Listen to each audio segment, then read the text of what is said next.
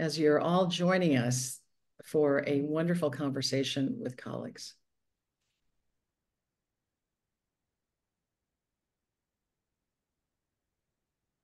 We are going to be talking, this is actually what we're calling a masterclass.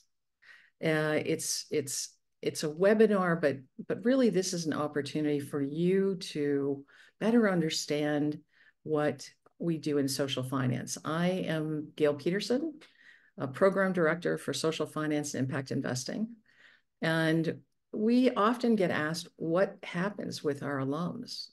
Who are the colleagues who come to our classroom? What are the issues that we face in the context of building blended capital deals at scale? How do we have a profound impact on the issues that we face as a planet and people?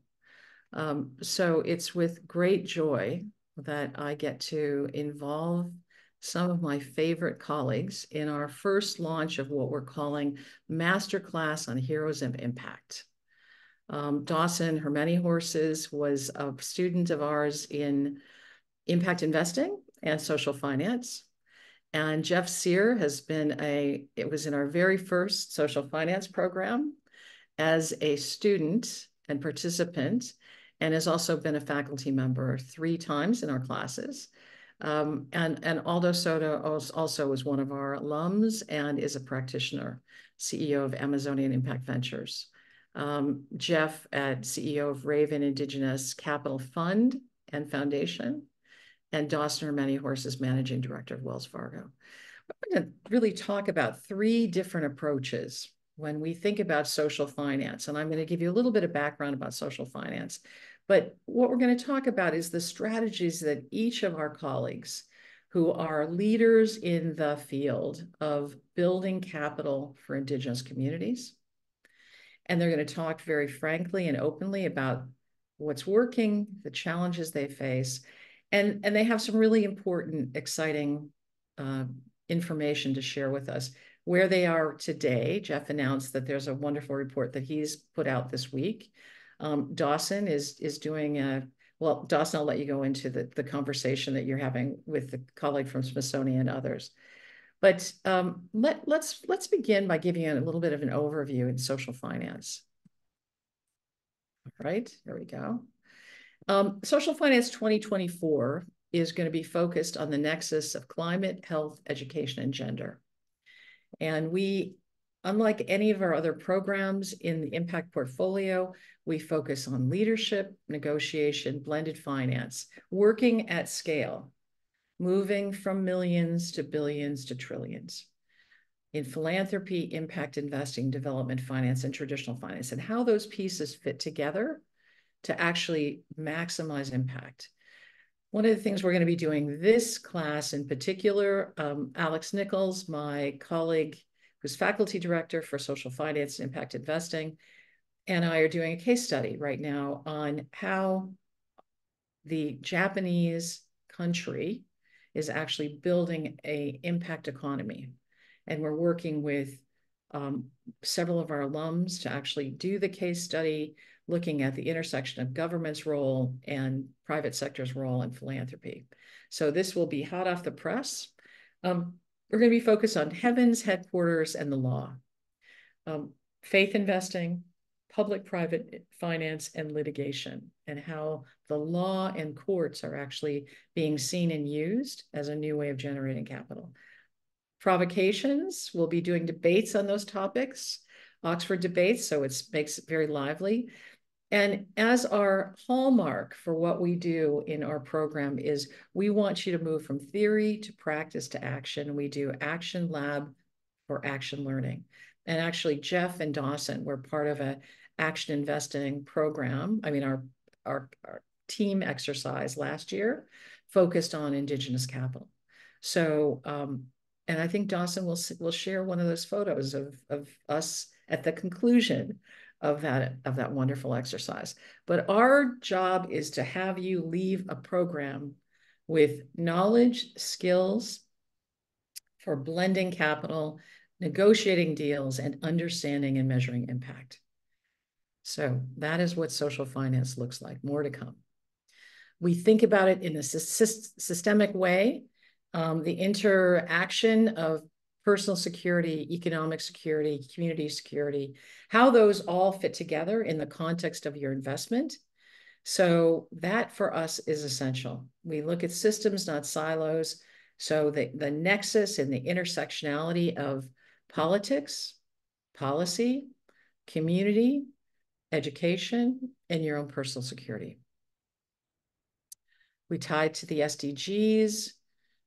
Just again, and we look at the Sustainable Development Goals as a way of defining problems and calling them out. And as you know, we're significantly behind in actually meeting our goals for achieving the SDGs. Again, we work across the ecosystem from investors, advisory institutions, market-facing intermediaries, community-facing intermediaries, and community where the money ultimately ends up. So this is from our colleague, Jen Price Calvert, who's one of our core faculty members. And again, traditional finance through traditional business and all parts in between. I'm going to let our colleagues talk about why Indigenous capital matters, but this will give you a sense of Indigenous people, again, really are preserving and protecting 80% of the Earth's biodiversity.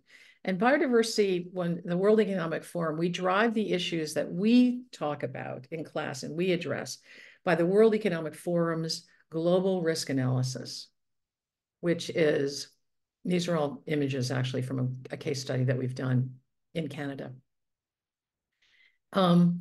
is that there is an opportunity for us to look at the issues that the World Economic Forum Global Risk Analysis does annually that says, what are CEOs in cross sectors worried about? What keeps people awake at night?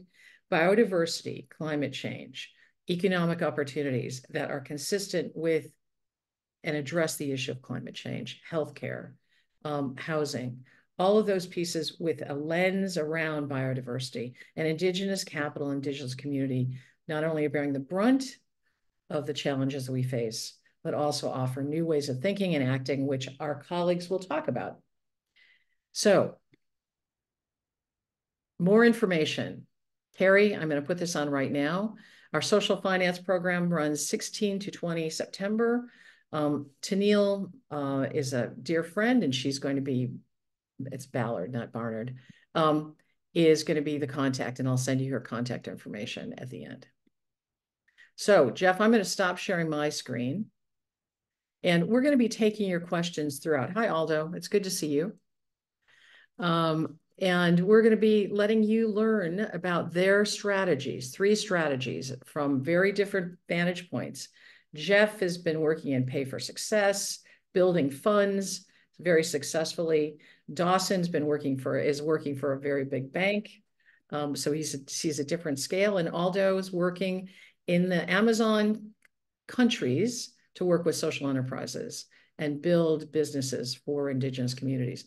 So Jeff, I'm going to start with you as our master alum who's able to share his experiences, and then we'll go Dawson and then with Aldo, and then we'll have a conversation.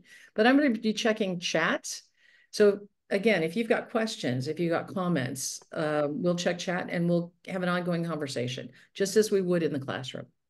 So Jeff, over to you. Okay, so Tanchi Ani Bojo.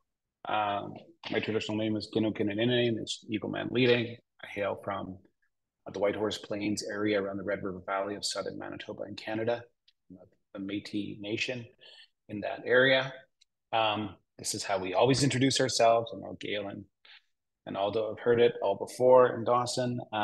So I'm gonna just share my screen and then talk to a bunch of things and sort of deal with what you just said, Gayle. So let's see the sharing works effectively.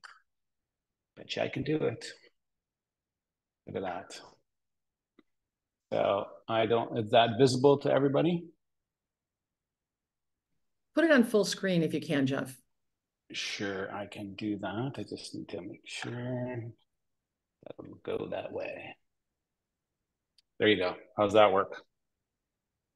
Okay.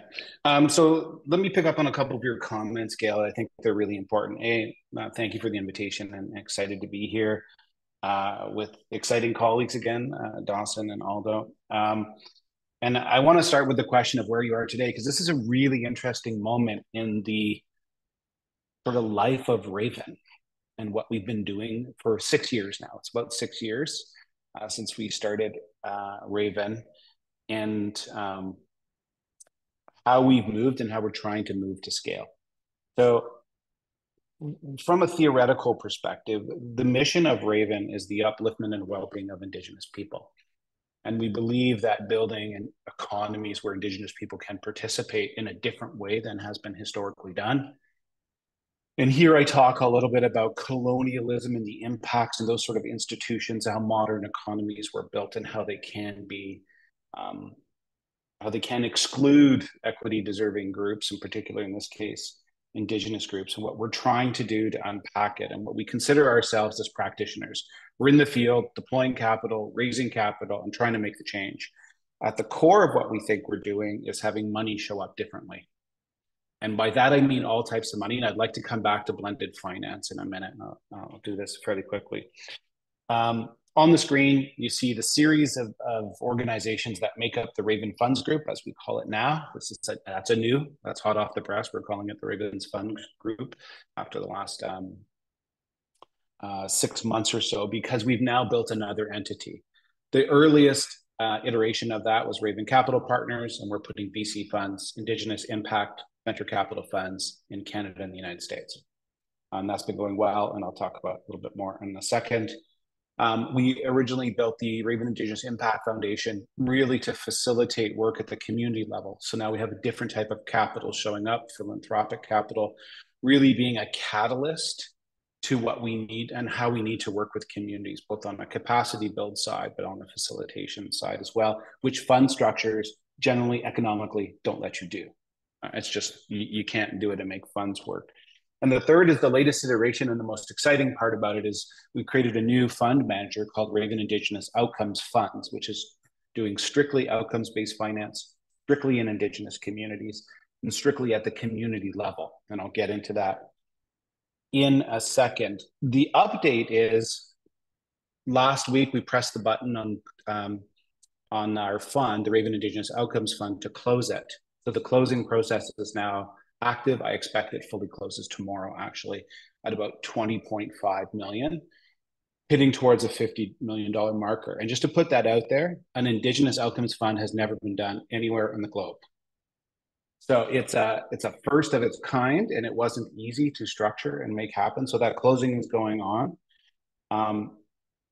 What's really exciting, though, is that last week I was in the city of Winnipeg, and I was negotiating 3 new deals, actively negotiating as the fund is closing. So, and this is both in climate adaptation in on-reserve Indigenous communities and off-reserve urban Indigenous communities, and in health and the type 2 diabetes reduction. These things are all active now within it. So it's a very exciting moment for us because it took a while to get here, and that kind of leads back to the Oxford program.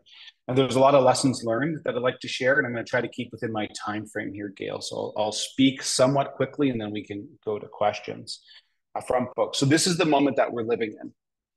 And what I want to say about that is, if it doesn't come through in how I'm speaking, it's caught the attention of a number of groups. The first group, most importantly, is Indigenous communities themselves, seeing ways to solve problems that are different than how they have been solved for generations, or not solved for generations, as it turns out. So the second bit of excitement, interestingly, is from investors, LPs, starting from small, I would say, family foundations and offices, but leading now to institutionals. I mean, if I get a phone call from Morgan Stanley to come to New York and have a conversation about outcomes finance, something's changing in the ecosystem, in my opinion. It's starting to slightly pivot. People are getting different ideas about how capital can operate. And I think there's a sea change in the client base, which is getting younger, and what they're seeking out of their wealth and money and how that gets placed. And third, and probably the most interesting, is it's really caught the attention of governments, because governments have traditionally been responsible for putting capital, like creating programs on behalf of sort of paternalistically Indigenous people. But they're now seeing that they have had pretty bad success rates. And they're looking at Indigenous-led ways of doing things differently to get better outcomes. It sounds trite, but that's actually what it's really all about. So this is the moment in time that Raven's living in. And I got to tell you, just got to be ready to pivot kind of every day to what's coming. And by the way, there isn't May 202. I think that was a typo on my slide, just so you can see it there. And I just do a quickly pivot. These are the three organizations. I don't really want to go through it in any great detail. We create these because this is a way to facilitate different capital. The Outcomes Funds one, which I'm just talking about now, is a blended finance model. And in particular, it blends philanthropic, private capital, and public capital into a mix to get better outcomes. In my opinion, it's a very true blended finance model and how it's structured. Where are we right today as Raven? So as I said, we have Indigenous Impact, Impact First Venture Capital. We have one fund, two fund, and third Opportunities Fund. Those are all closed. They've all raised all that capital. And we've made, I don't know, we're at 28 to 30 investments in Canada and the United States, solely with Indigenous enterprises and businesses, creating a different kind of impact. Outcomes-based finance, as I said, we're closing this fund, 20.3 million, depends on the exchange rate at a given day what that actually sits at. Of a $50 million fund, we have 3 live investments that we are looking at and have term sheets on, and we have 7 in the pipeline. You talked to me 3 weeks ago, we only had 2 in the pipeline. So that's how fast that this can pivot and change and how excitement is driven behind it. We also have the outcomes-based model itself, which is, it's a take on outcomes-based finance that puts the Indigenous community at the center of it. And by what we mean by that, and I think this is what saves everyone's bacon at the end of the day, it's their priorities that they get looked at first, not the money. Money comes second. Finding the intervention and finding the priority comes first. And now we're being asked to scale on a global level. This is just something that we would use in a pitch deck, what sets Raven apart. And I think where I really want to focus is on the first one, because I think this is an important lesson that I'll come onto in the next slide, is that we are Indigenous, serving the Indigenous community. This turns out to be more important than even I thought at the beginning of starting Raven, that when you have Indigenous people leading Indigenous capital in investing in communities, you get a different outcome and you build different relationships, and there's a different trust factor at play. And it does something really important. It allows you to innovate as an intermediary. So you can change process. And if we have time, I'll go into what a couple of those things really are. We pioneered the model, as I said, and then we pioneered our own impact measurement framework. It's an Indigenous values epistemological informed framework for what we consider important, but it plugs into international like IRIS Plus and SDGs and UNDRIP and that sort of thing. I'm just going to go by that because I want to get to the next couple slides, and feel free to give me time signals here, Gayle, if I'm going on too long. Here's the need of really what I wanted to talk about. And if it's a masterclass, then I'm just going to share some blunt reflections with folks on what it takes to start funds and build them, and where the lessons learned in doing this from a practitioner's perspective. And I have to say that the first one became increasingly important the longer that we got into the game of deploying capital. You need to define your own values. You need to understand them. You need to set your grounding and you root yourself in it, because you will be challenged from private capital, from investors. You will be challenged by communities. And so you need to anchor down on what I would call how you're going to work. What values do you bring into the system? And for Raven, that's very much about relationality, relationships, about, the 7 grandfather teachings of humility is really important, respect, bravery to do things that haven't been done. In that, we can go, and love is at the center of what we do. I know it's weird on an investment webinar, social finance, but we talk a lot about love in our work and how that's really important to what we try to get done. And of course, we work on relationality. Here's a big lesson that still exists today. Capital is biased. It has inherently built into it both racial and structural biases. But the lesson that I took from that is you can build vehicles to make it work if you're paying attention, which is what the outcomes contracts do. It's building vehicles to work with the capital the way the capital kind of understands how it needs to show up. And we're constantly learning about that. And I'll give you an example. A CIO of a very large American foundation said, "Oh, your outcomes contract actually works like a fixed income instrument." I'm like, "You are dead on. It does exactly do that," which I didn't consider at first, but I learned from others who were looking at it from different lenses. I talked about this before. Controlling capital is the key for Indigenous people. It opens up your innovation space. It allows you to intermediate differently. Um, Scaling, which is a conversation I think you want to have here, Gayle, and unlocking the potential of what you're doing comes from very different places than you should expect, and you shouldn't close your eyes to it. Our earliest, first, and some easiest investors to work with was the faith-based community. So think about that for a second with Indigenous people.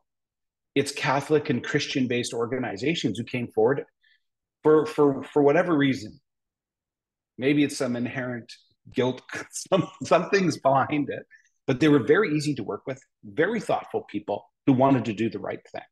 And when I walked into this space, I didn't think that was going to happen. And I've been very, very surprised. And in fact, we had to reach out from the Vatican to have a conversation in the near future. So that's how far that's kind of reaching. A lesson for folks who is anyone on this call is actually raising funds.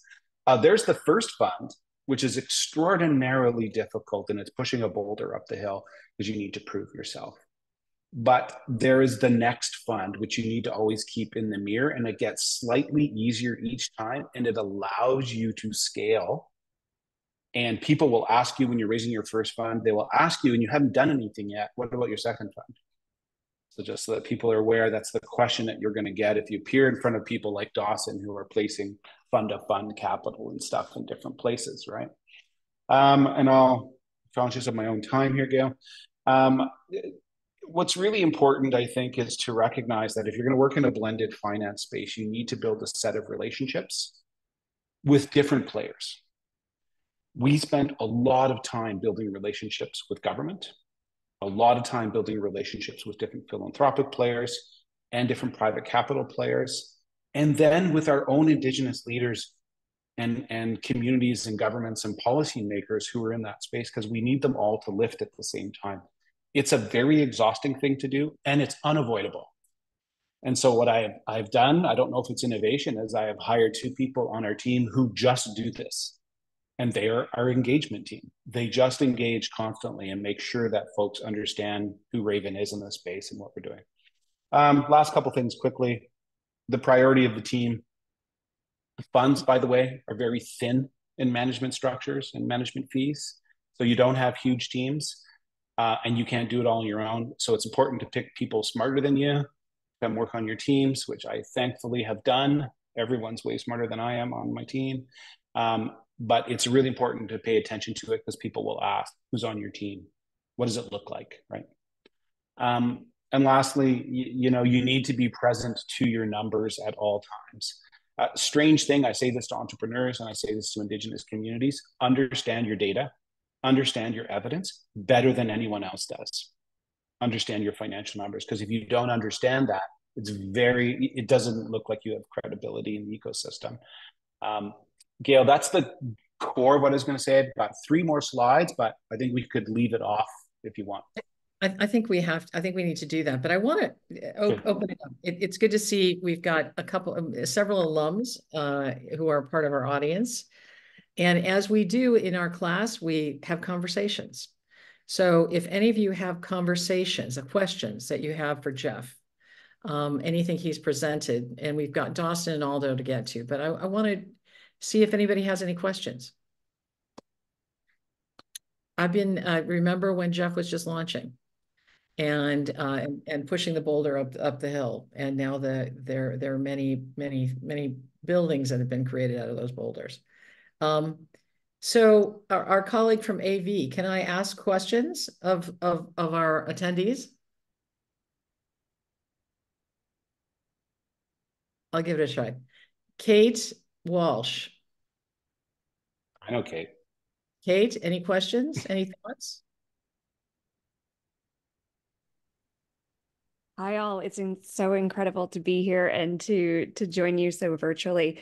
Jeff, one of the questions that I was thinking about was from the faith-based perspective, how was that received for you, not just you individually, but especially thinking about, of course, the history with Christian and especially Catholic communities in some of the atrocities that have played out? Was there a bit of desire for reckoning, repair with this capital as well?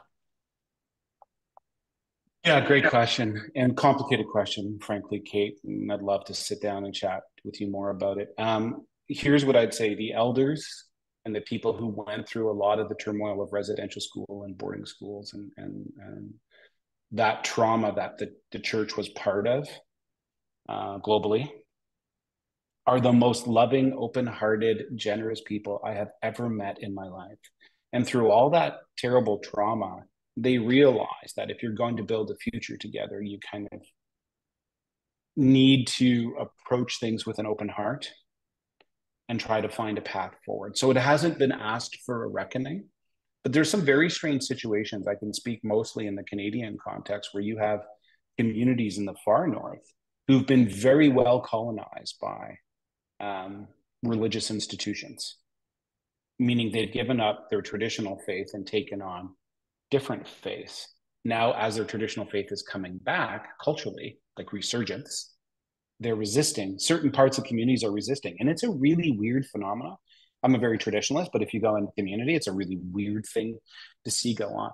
But, you know, so far, folks are willing to have the conversation to work out, you know, what does a good reality look like? What does success look like for all of us in this community? And some of these are small communities, right? And you'll see this in New Zealand, you'll see this in the States, you'll see it all over the place. It's the same phenomena.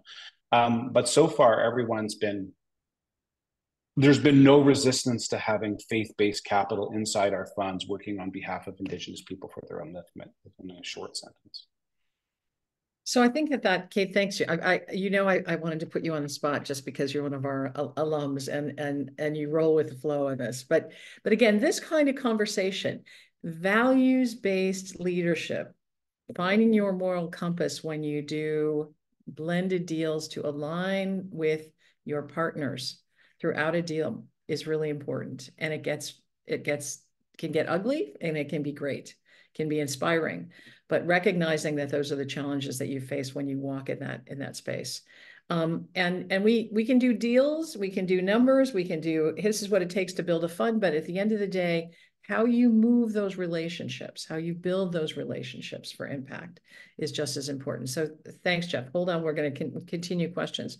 Dawson, I wanted to shift to you for a bit. You're in DC. I want you to talk a little bit about your experiences, why you came on impact investing and ended up in social finance, and how your journey has moved and the issues that you're seeing as opportunities for the people you seek to serve and work with at Wells Fargo. Great. Thank you so much, Gayle. Excited to be here, and thank you for the opportunity to listen to Jeff and get to know Aldo. I always learn so much and learn so much in the courses I took, so which I think helps me kind of come up with a solution. So I'm excited to be here and kind of share some of my experiences. I am in DC. I'm here to participate in a symposium on Native American suffrage. This year is the 100-year anniversary of the Indian Citizenship Act. Native Americans in the U.S. didn't become U.S. citizens until 1924. And so I'll be, as soon as this ends, rushing over to the capital area to participate in that. But, you know, I'm in D.C. a lot for some of the work that I do. In the U.S., tribal communities are more than an ethnic group or a racial group. We have a political status. We're considered governments, and the U.S. government, the federal government, has a kind of a relationship and responsibility because a lot of the treaties and kind of agreements that were made during the 19th century. And so I'm here a lot, sharing my perspective as a longtime banker to tribes, on potential solutions, as well as sharing kind of background on challenges that tribal communities face as they seek capital. As Gayle mentioned, I work at Wells Fargo. I'm a managing director. I lead our Native American banking business. I'm an enrolled tribal member of the Rosebud Sioux tribe. I grew up in South Dakota, um, on reservations there, and I've also lived in Wyoming, the Wind River Reservation. We do a lot of work with tribal communities in the U.S. And I think the one thing I'd like to kind of also kind of make a distinction is, or make a distinction on, one of the ways that's different from the work that I do that Jeff does is I focus on tribal governments. If you think about sort of the spectrum of potential clients, or potential customers and clients in finance, on one end, you're going to have sort of the individual, the retail customer, the small business customer, sort of the middle market company, the large corporate. If you think about that continuum, that exists in tribal communities. Most of those don't get served in tribal communities. But within Wells Fargo, I sit in our commercial bank. We do a lot of lending to kind of those tribal governments and the businesses they own, which largely wind up being in sort of that middle market space.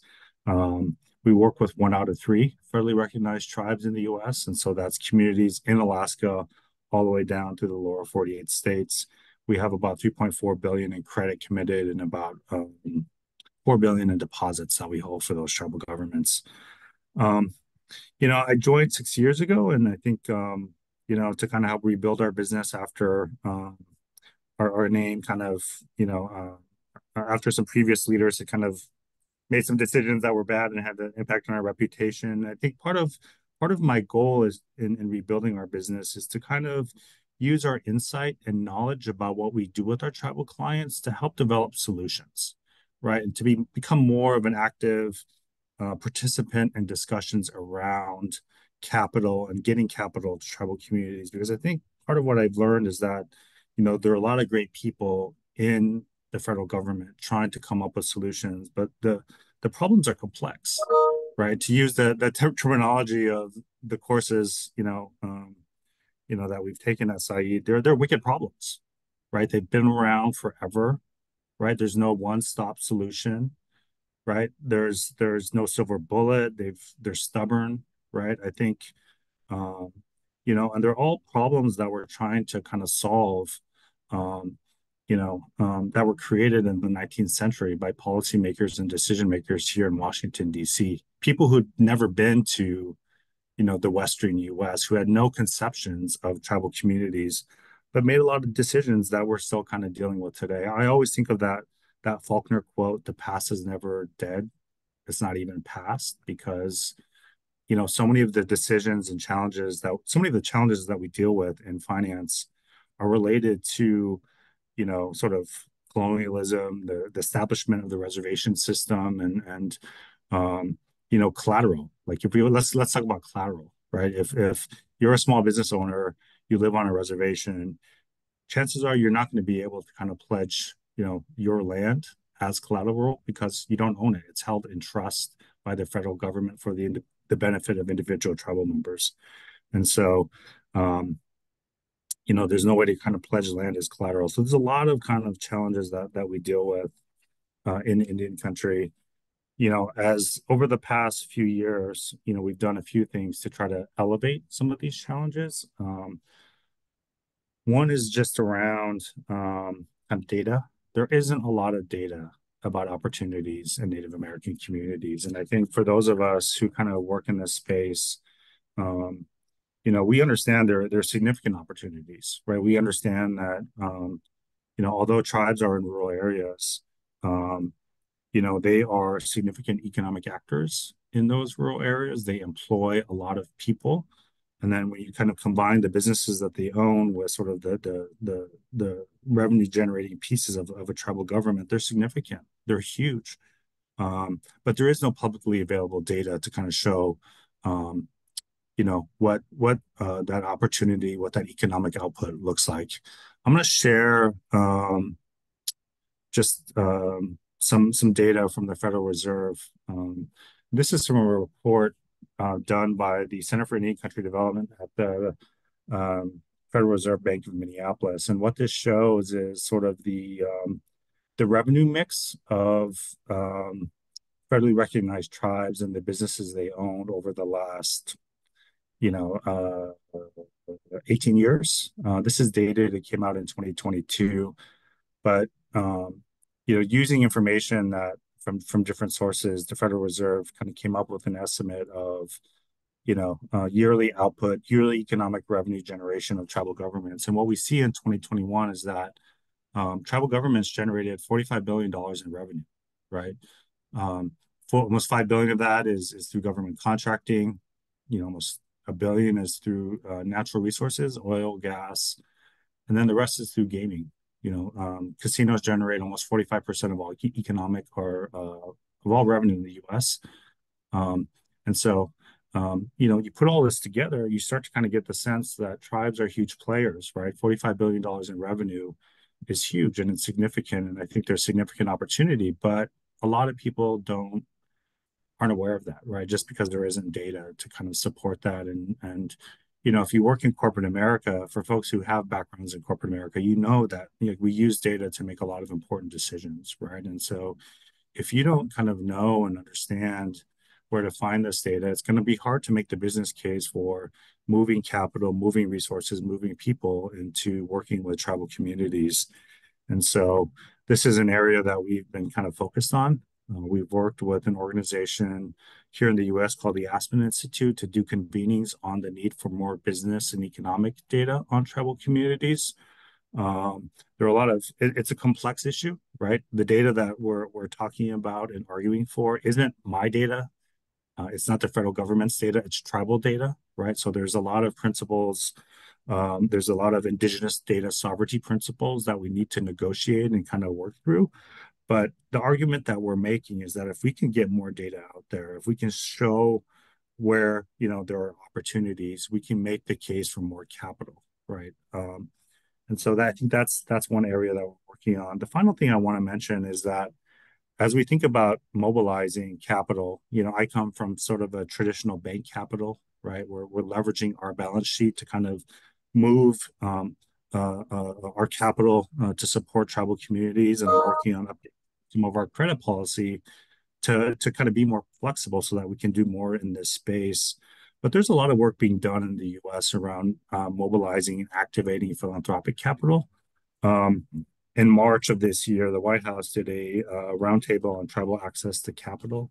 They invited a bunch of foundations here in the US to join a discussion with tribes around addressing and meeting some of these needs. And I don't have, I can share it at another point, but that White House roundtable was in March, and it was we had kind of the major foundations that support tribal communities, but also a lot of foundations that are new to this space. And so I think the convening foundation partners were the Skoll Foundation and the Doris Duke Foundation. But we also seen a lot of new foundations like Robert Wood Johnson, Northwest Area Foundation, a lot of the big bank foundations, Goldman Sachs, our foundation, KeyBank. A lot of folks kind of came together and started a discussion on how can we move some of that philanthropic capital to meet some of the gaps that exist today in tribal communities in the U.S. Things around small business, supporting businesses owned by tribal governments outside of gaming. More to come there. I think they're working on a solution or a set of solutions, including an impact investing solution through a new organization called Mission Driven Finance. But it's pretty exciting, right? And it's great to kind of be a part of these discussions and leverage some of our expertise, in this area. So I'll stop there, Gayle, and kind of turn it back to you. And I think that conversation about the role of philanthropy, Ruben, you had a question about patient capital. How important is patient capital in launching new initiatives? And we think about this in the context of to create a mentality not on scarcity but on abundance, right? So scarcity, sustainability, and scale. How do we move funds and organizations through that process? When you're starting, right, it's really hard. How do you not get discouraged by the sense of scarcity and competition? Philanthropy can do that and allows that flexibility to give you the space. Jeff, I know that MacArthur Foundation, as part of their Catalytic Capital project, or yeah, has really been instrumental in helping launch and give you breathing room to keep growing and advancing your work. And I think that so thinking about patient capital in multiple ways, providing initial capital, being there for the long run, but also recognizing you don't want to get caught in what we call the hamster wheel, where you're just dependent on philanthropic resources and not moving into what Dawson describes as traditional capital. So how we begin to blend that's really important. I want to talk about Aldo and have Aldo give us some insights, because in social finance, Aldo has come together with 4 alums, actually 5. We'll talk about our colleague from Brazil too, to really his passion was preserving the Amazon. And so, Aldo, why don't you share a few of your slides, and then we'll have an open conversation with colleagues about questions they may have of you. And this will be available too online. And Aldo's got way too many slides, but he's going to hit the high points. Sure. Thank you, Gayle. Let me... Yeah, get on full screen. That would be great. Screen, yes.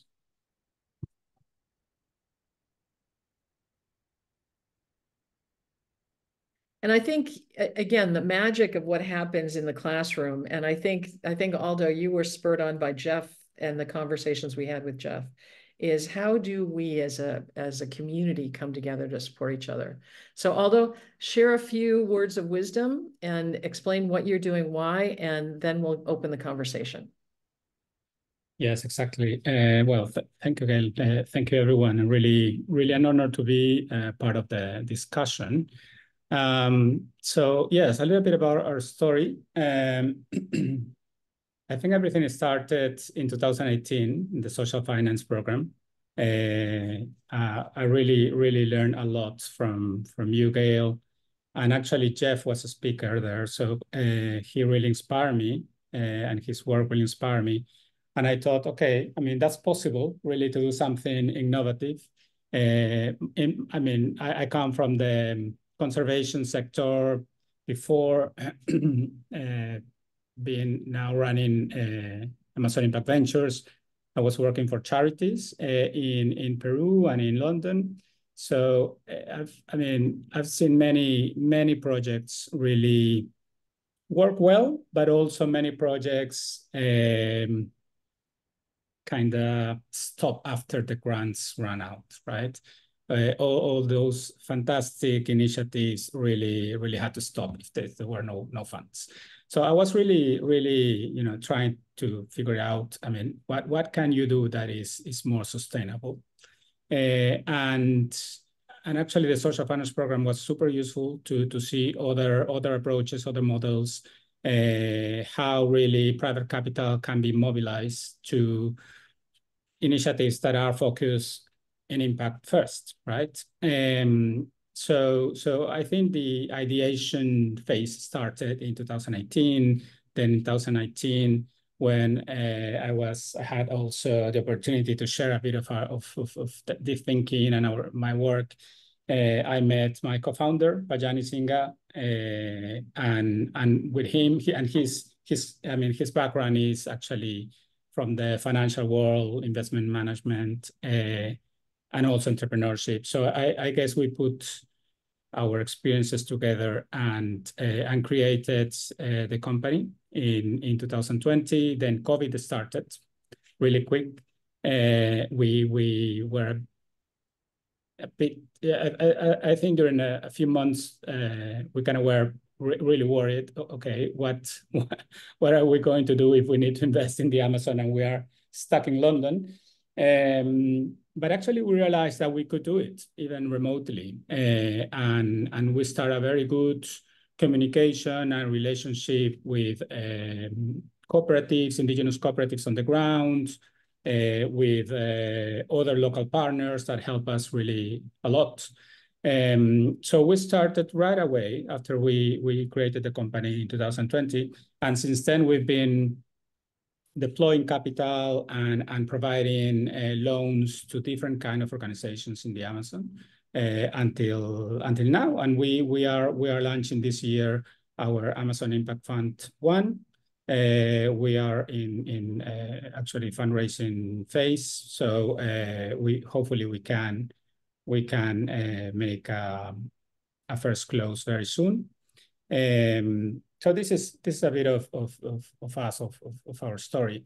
But I wanted to tell you a bit more about, and everybody knows about why the Amazon is important, but probably not everyone knows why it's so urgent to act now. And it's because we already lost around, or maybe more than 17% of the forest in the Amazon. And if we reach that tipping point, according to scientists, the 20-25% of forest lost, the whole ecosystem will collapse.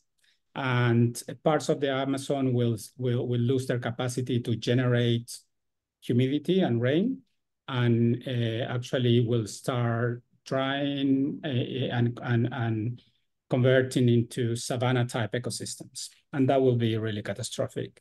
And if you see this graph here, you can see the importance and this interrelationship between the forest between different countries. So how Brazil is actually providing humidity and rain to Peru, how Peru is providing rain to Bolivia, Colombia to Ecuador. It's really a system in itself, and it has to work together. So it's really important to take this into consideration, that we really can't afford to lose more forest. So that was a bit of what also pushed us to really try to create something that works and we can implement and we can make a difference. And if we go more into the details, we see that we're more focused now in the Andean Amazon, which is Peru, Ecuador, Colombia. So we see that most of the deforestation is not coming from like in Brazil, from soy or cattle ranching. It's coming from small scale agriculture, actually, less than 5 hectares. Farms of less than 5 hectares in extension, and that has to do also with the growth of coffee and cacao and other crops in these countries, promoted by also international cooperation and development programs, which is great for the livelihoods point of view for local populations, the local communities, but it's really bad in terms of the forest. So I think something was missing there in terms of how to consider the risk of deforestation in all these programs during more than 20 years of support. So that's definitely part of the problems. The other main problem that we see, and this is mostly in indigenous communities, is that there is not many economic opportunities for them, right? Definitely the forest standing worth less than the forest cut down. So many of the indigenous communities that I visited, they at some point had to rent their lands or sell them or rent them to outsiders that basically they start logging without proper management plans, or sometimes illegal miners, gold miners, which is very common in Peru, in Brazil, and now also in Ecuador. So it's really very, very complex problem, but it has to do with economic opportunities. And the other point that we are also addressing is that there is a huge financing gap to local farmers and to indigenous and local communities. And if these stakeholders, they want to access finance from the local banks, of course, that's super difficult for them. They don't have guarantees, they don't have collaterals. So it's extremely difficult. The interest rates also in these countries are very, very high, more than 25% per annum. And that could go more than 50%. And in the case of the social lenders, other organizations that are actually providing capital to many of these farmers and farmers organizations, most of them are focused just in a few commodities and not in other value chains, for example, not in other products that are coming from the forest. Most of them are actually have larger ticket sizes. We've seen in a database of more than 20 social lenders that the average loan size in South America is $1 million. So actually the smaller cooperatives and smaller producers association, they can't access that type of finance. So that's something that we think we can really make a difference. And where Although I'm gonna hold on for just a second, because I want to address some of the questions because I think they're relevant. And the cooperative model, again, in nature-based solutions, biodiversity products, is what you're really driving. I think that Jonathan, you had a question, and Jeff, I know you're answering that, but I think it'd be good to have the conversation. And although it fits into what you're doing, which is basically, you know, in Colombia, there's as there is, you know, with communities around the world, the technical assistance side. How does one give and train and support colleagues that may not, in Indigenous communities, that may not have the business skills? Dawson, you've got an MBA. Jeff, you've been working with Indigenous communities. What does that training process look like? And we call it technical assistance, right? But what does it really mean to be on the ground, and what kind of training support is needed, and where does that money come from? So I'm going to open that question up to Dawson, to Jeff, and to Aldo, to you too. It is across that value chain we talked about. The end game is getting money to communities. And if they don't have the wherewithal or the business skills to work with that system, how do you, in fact, address that issue? So Jeff, Aldo, Dawson, I'm going to open it up. Take yourself off mute and give us some response. Okay, I'll try to be quick and then turn it over to the real experts there, Aldo and Dawson. It is a massive issue across the board, obviously, that I think we all deal with. So just to acknowledge the question that was posed. The way that we're looking at it now is in two ways. One is, as an investor, what is the technical assistance sidecar that we can bring into each investment? And how do we discover what is needed in that? Usually we're outing it now in a kind of really robust due diligence process where we get a sense of where the local founder, entrepreneur, or community is at with things. We take it back and say, what can we do? And here's now where you can actually take both government and philanthropic capital and kind of build a device. This is what we're live looking at right now, because we're facing this all over the place in our investments. Is can we build a bit of a SWAT team? I don't know another way to put it, like that we can drop into situations to get things first shaped up enough so that you can do the investment, but then to leave some capacity behind on an ongoing basis, either as a human being or as a kind of, for lack of a better word, a sort of training or learning agenda with the organization over a period of time. It takes a little bit more capital, and we shouldn't be shy about asking for that capital, either inside the deal structure or from philanthropic and government agencies. So I'll pause to let others. Well, and I think that piece of it needs to be the most successful funds that we've seen, and we've looked at 150 funds across the spectrum of issues, from financial inclusion to ocean blue economies. The most successful funds have technical assistance, and they recognize that if you're building a deal from the ground up and scaling, there needs to be ongoing technical assistance, and that money needs to be incorporated into deal making. Dawson, Pascal, do you want to share your question with us? If you're still on? If not, I'll read it. How about this? Could you address how funds targeting Indigenous capital should approach and manage the scalability of investments, given the unique limitations and needs of Indigenous communities, which builds on the question we just raised?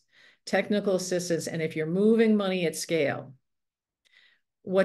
how do we begin to discern the difference between what are those needs of community, how do you move it at scale, and how do you, again, target the investments and manage that scalability of investments? Dawson, thoughts? Yeah, no, I think a couple things. One, I think just to kind of follow up on Jeff's point, I completely agree with that. The other piece I would add to that discussion is I think if tribal communities, Indigenous communities can also spend time focused on governance and strategy, right? Because I think sometimes there's a lot of kind of reactiveness when grants and sort of capital flow in, you know, people are kind of just writing responses to get the money, but that's not always like the right solution. And I think when we look at economic development projects that have been pretty successful, and if we can deconstruct it, what we see is that there's been years of planning in place to get those projects done. So I think that's an important component as well. So just governance and strategy, which is hard to do when you're a tribal leader because you have so much going on. In terms of capital, in terms of the question that you asked and that you posed, Gayle, I think one of the philosophies that we have in the U.S. is, if you want to move capital, talk to Indigenous people, and I think Jeff mentioned it in his presentation, like talk to them about how they want to do it. And I think one of the kind of structures that's very popular here in the U.S. are CDFIs. CDFIs are kind of, I think they're probably just a U.S. Kind of organization, but in many ways they act like banks and financial institutions. They were set up either by tribal governments or members of tribal members and cover a specific kind of region, typically a reservation, and that CDFI will deploy capital in a way that they feel like reflects the needs of their community, right? So there are CDFIs that are focused on housing. There's an amazing CDFI in South Dakota that does a lot of like agricultural lending, super unique. Keepdown, they do a lot of incredible work. But I think that's one way in the U.S. is to kind of look at organizations like that. And I think that so community development finance institutions, that's really what yep. So how builds that technical assistance and that ongoing support. We are unfortunately running out of time. If you have questions to our audience that you'd like to pose to our colleagues, please send those to us. Carrie, Aldo, you want to get out of your slides, and Carrie's going to pop one up before we say goodbye. These are the kinds of issues that we talk about in class in social finance. This is what we grapple with. This is what we deal with. And I think it's really important to understand community-centered, community action, and that the colleagues we have in our program as faculty and as our participants and students are represented here. Passionate about the issues, passionate about finding solutions, and the awakening around partnerships and listening and recognizing, as Jeff pointed out, what is our values? What are the values that guide our value proposition in social finance? When we need to move fast, we need to move quickly, and we need to work at scale. So with that, Carrie, this is how you can apply if you want to come to social finance, and we'd love to have you. We've got a few spaces open. I want to thank you, Aldo. Thank you, Dawson. Thank you, Jeff. Carrie, thanks for joining us. And we hope to see you in September. And we will be posting this as well as a film specifically designed to bring you into our world and Jeff and Dawson's world. With that, thank you. And it's been a pleasure, and enjoy the day. Evening, morning, or afternoon. Bye. Thank you, everyone. Thanks, Gayle. Thanks, everybody.